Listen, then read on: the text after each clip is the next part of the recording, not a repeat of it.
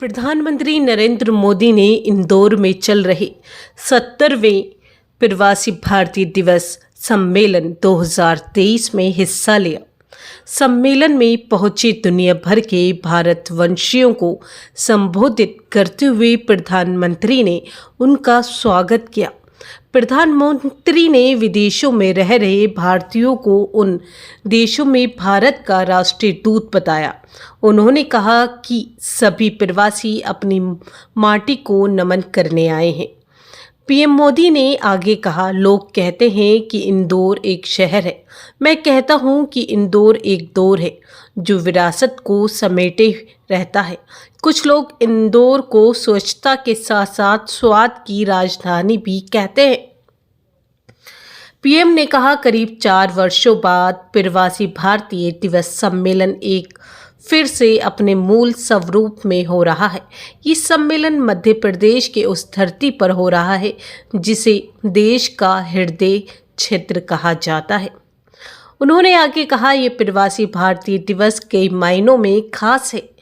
अभी कुछ महीने पहले ही हमने भारत की आज़ादी की 75 साल मनाए हैं।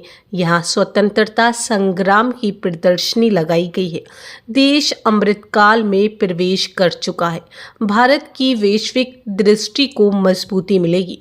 दुनिया के इतने अलग अलग देशों में जब भारत के लोग एक कॉमन फैक्टर की तरह दिखते हैं तो वसुवैध कुटुंबकम की भावना के साक्षात दर्शन होते हैं।